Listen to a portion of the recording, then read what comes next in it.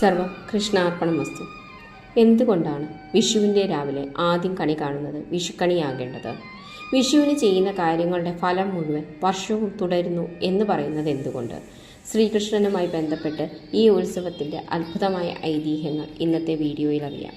കേരളത്തിൽ ഏറ്റവും പ്രധാനപ്പെട്ട ഹിന്ദു ഉത്സവങ്ങളിലൊന്നാണ് വിഷു. മേടമാസത്തിലെ 1-ാം ദിവസമാണ് വിഷു ആഘോഷിക്കുന്നത്.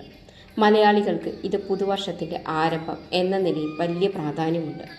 വിഷുവിന് ചെയ്യുന്ന കാര്യങ്ങളുടെ ഫലം അടുത്ത വർഷം മുഴുവൻ നിലനിൽക്കും എന്ന വിശ്വാസം പുരാതന കാലം മുതൽക്കേ തന്നെ നിലനിൽക്കുന്നു. വിഷു എന്ന വാക്കിൻ്റെ അർത്ഥം തുല്യം എന്നാണ്. അതായത് രാത്രിയും പകലും ഏകദേശം തുല്യമായി വരുന്ന സമയം. സൂര്യൻ ഒരു രാശിയിൽ നിന്നും മറ്റൊരു രാശിയിലേക്ക് പ്രവേശിക്കുന്നതിനെയാണ് സംക്രാന്തി എന്ന് വിളിക്കുന്നത്. ഇവയിൽ ഏറ്റവും പ്രധാനപ്പെട്ടത് മഹാവിഷു എന്നറിയപ്പെടുന്നു. മേടം 1-ന് മേടം വിഷു ആഘോഷിക്കുമ്പോൾ തുലാം 1-ന് തുലാവിഷു ആഘോഷിക്കുന്നു. കേരളത്തിൽ വിഷു കൃഷ്ണൻ്റെ ആരാധനയുമായി ബന്ധപ്പെട്ടിരിക്കുന്നു. അതിനാലാണ് വിഷുക്കണിയിൽ സാധാരണയായി കൃഷ്ണവിഗ്രഹം, കണിക്കൊന്നപ്പൂ, വിളക്ക്, അരി, കായ്ക്കറികൾ, സ്വർണം ഇവയെല്ലാം ഉൾപ്പെടുത്തുന്നത്.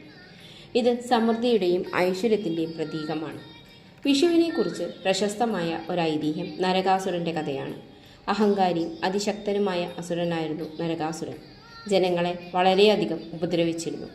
അവൻ്റെ ശല്യം സഹിക്കാൻ കഴിയാതെ കൃഷ്ണൻ തൻ്റെ വാഹനമായ ഗരുഡൻ്റെ പുറത്ത് ഭാര്യ സത്യഭാമയും കൂട്ടി നരകാസുരൻ്റെ നഗരമായ പ്രാഗ്ജ്യോതിഷത്തിലെത്തി. അവിടെ നടന്ന വലിയ യുദ്ധത്തിൽ നരകാസുരനെയും മറ്റ് അസുരന്മാരെയും കൃഷ്ണൻ പരാജയപ്പെടുത്തി. അസുരശക്തിയുടെ മേൽ ധർമ്മത്തിൻ്റെ വിജയം നേടിയ ഈ ദിനം വിഷുദിനമായി ആഘോഷിക്കപ്പെടുന്നു എന്ന് പറയപ്പെടുന്നു. മറ്റൊരു ഐതിഹ്യം രാവണനുമായി ബന്ധപ്പെട്ടാണ്.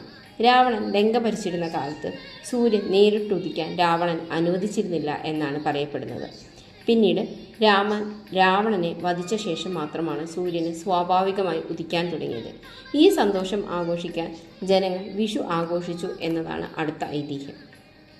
വിഷുവിന് മുമ്പുള്ള ദിവസങ്ങൾ വീട് വൃത്തിയാക്കുകയും മാലിന്യങ്ങൾ കത്തിക്കുകയും ചെയ്യുന്നത് ദോഷങ്ങളെ നീക്കി പുതുവർഷത്തെ വരവേൽക്കുന്നതിൻ്റെ പ്രതീകമാണ്.